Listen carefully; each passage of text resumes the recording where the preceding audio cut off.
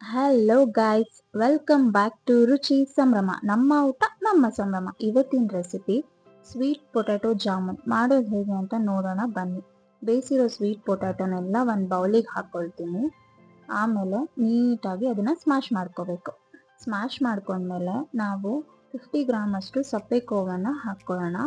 2-3 ಕಪ್ಪಷ್ಟು ಹಾಲ್ ಪೌಡರ್ನ ಹಾಕ್ಕೊಳ್ಳೋಣ.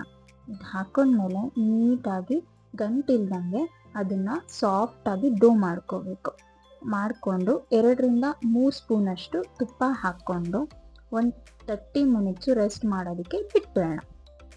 ಆಮೇಲೆ ಇವಾಗ ಅದನ್ನು ನೋಡಿ ಎಷ್ಟು ಸಾಫ್ಟಾಗಿ ಬಂದಿರುತ್ತೆ. ನಾನು ಓವಲ್ ಶೇಪಲ್ಲಿ ಜಾಮೂನ್ ಮಾಡ್ಕೊಂಡಿದ್ದೀನಿ. ನಿಮಗೆ ಯಾವ ಶೇಪ್ ಬೇಕೋ ಆ ಶೇಪು ಮಾಡಿ ನೀವು ರೆಡಿ ಮಾಡಿ ಇಟ್ಕೊಳ್ಬೋದು.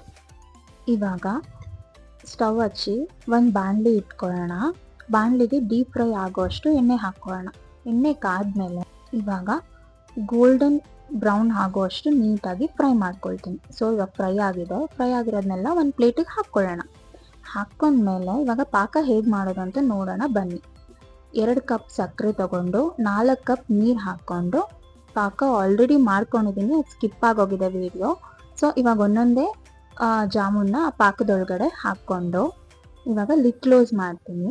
ಒಂದು 20 ಮಿನಿಟ್ಸು ರೆಸ್ಟ್ ಆಗೋಕ್ಕೆ ಬಿಟ್ಬಿಡ್ಬೇಕು ಅದನ್ನು. ಸೊ ನೀಟಾಗಿ ಹೀರ್ಕೊಂಡಿರುತ್ತೆ. ಎಷ್ಟು ಚೆನ್ನಾಗಿ ಬರುತ್ತೆ ಅಂದರೆ ತುಂಬಾ ಸಾಫ್ಟಾಗಿರುತ್ತೆ, ಡಿಫ್ರೆಂಟ್ ಆಗಿರುತ್ತೆ, ಯುನೀಕ್ ಆಗಿರುತ್ತೆ. ಬಟ್ ಟೇಸ್ಟ್ ಅಂತೂ ತುಂಬಾ ಚೆನ್ನಾಗಿರುತ್ತೆ. ಟ್ರೈ ಮಾಡಿ ಮನೆಯಲ್ಲಿ.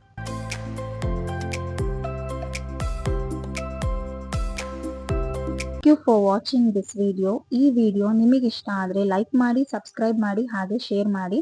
ಕೆಳಗಡೆ ಇರುವ ಬೆಲ್ ಐಕನ್ನ ಕ್ಲಿಕ್ ಮಾಡಿ.